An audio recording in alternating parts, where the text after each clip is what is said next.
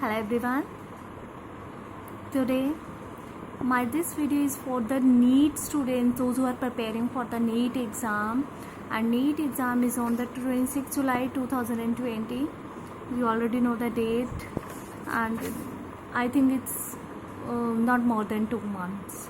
Total 180 questions come in the NEET exam. 90 questions is of biology, 45 is of physics, 45 is of the chemistry. Out of the biology, 45 is of the botany and 45 is of the zoology.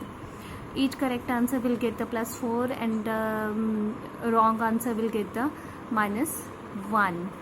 Today this video is for those who are preparing for the NEET. We will do the quick revision of the biology, like it's a end moment revision. Okay, from the biology part, mostly like 28% weightage is of the physiology of the animals. We will start from the physiology of the animals, then we will move further on. So in physiology, first topic is the animal nutrition. In animal nutrition, we will discuss the topics food and nutrition of the animals, mode of the nutrition in animals, digestive system of the cockroach, digestive system of humans, hormonal control of digestion in humans, absorption, assimilation of the digestion products in humans, digestion, nutritional requirements of humans, nutrition deficiencies and disorders. Got it, my dear students? Chalo, let's start quickly. Animal nutrition. Simply, see, we already know two types of nutritions are there. One is the autotrophic mode of nutrition, second one is the heterotrophic mode of nutrition. Auto means self nutrition, for example plants. Hetero means their dependence on the another, means animal derive organic food material by consuming products of plants. This is called the heterotrophic mode of nutrition. Now the types of nutrition of animals. See, nutrients of the both in nature, organic as well as the inorganic nature. Organic constitutes the carbohydrates, lipids, proteins, vitamins. Inorganic contains the minerals and the water. Carbohydrates, lipid, proteins are the macro, means proximate principles of the food, because they are the main constitute of the energy sources. Micro means protective principles. They do not provide the energy, yet their deficiencies are related to the specific diseases or abnormality in the man. About 21 minerals are there, that is the macro elements, and some traces are also there, that is the micronutrients. Altogether 20 vitamins are there. Now the three types of nutrition is there. One is the holozoic. Holozoic means when the whole plant, or you can say whole animals, both are consumed either in solid or in the liquid through mouth. Those, simply I can say, those who are consumed through the mouth, it is called the holozoic mode of nutrition. For example, most of the animals. Second one is the saprozoic. Saprozoic means those who depends on the dead decaying matter. They secrete the digestive enzyme directly onto the food, and therefore the food is digested outside the body only. For example, fungi, bacteria, some protozoans. Parasitic, those living organism feeds another living organism without causes harm to it. For example, tapeworm, malarial parasites. Now the types of the holozoic nutrition, many types of the scavengers, simply feeding on the carrions like vulture. Frugivores, feeding on the fruits. Detrivores, feeding on the organic remains. Insectivores, feeding on insects. Sanguivores, blood meal, for example leech.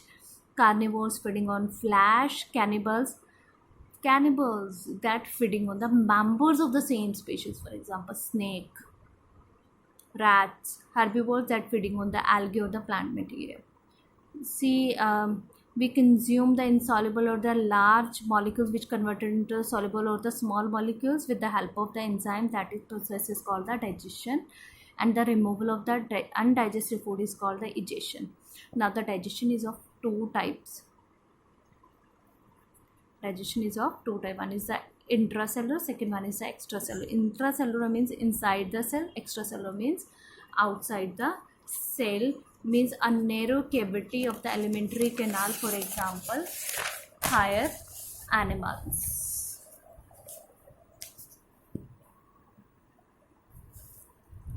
So, however, in coelentrates, the digestion of the food is first extracellular, and then in the gastrovascular cavity, and then the intracellular nutritive cells. Most of the animals have the complete alimentary canal and has a separate mouth and the anus. Got it? Now we will discuss the digestive system of the cockroach. See, three reasons are there. Alimentary canal is having the three reasons. First is the stomodium, or you can say foregut, mesenteric or the midgut, and third one is the procratium, hindgut. And first we will discuss the foregut.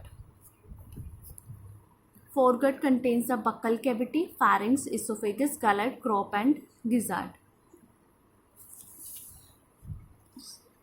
See, this is the foregut of the cockroach.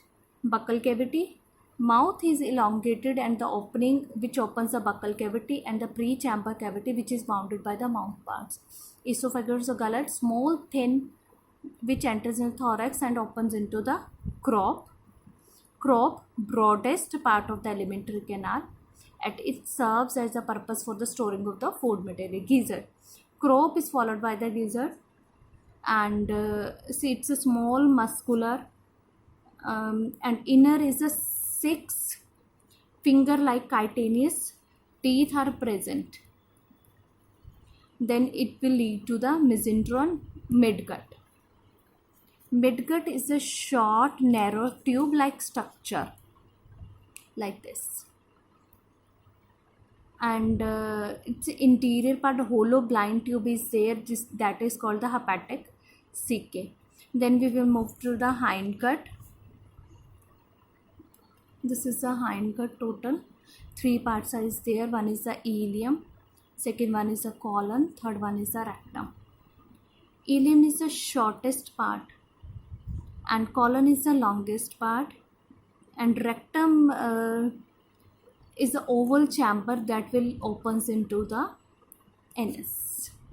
See, my dear student, one more thing you have to keep in your mind. Always do all the diagrams of the NCERT book. In the NEET exam, 3 to 4 questions will come for the labeling of the NCERT diagrams. That's all, my dear students. In my next video we will discuss the digestive system of the mammals. For more videos, don't forget to subscribe my channel. Thank you.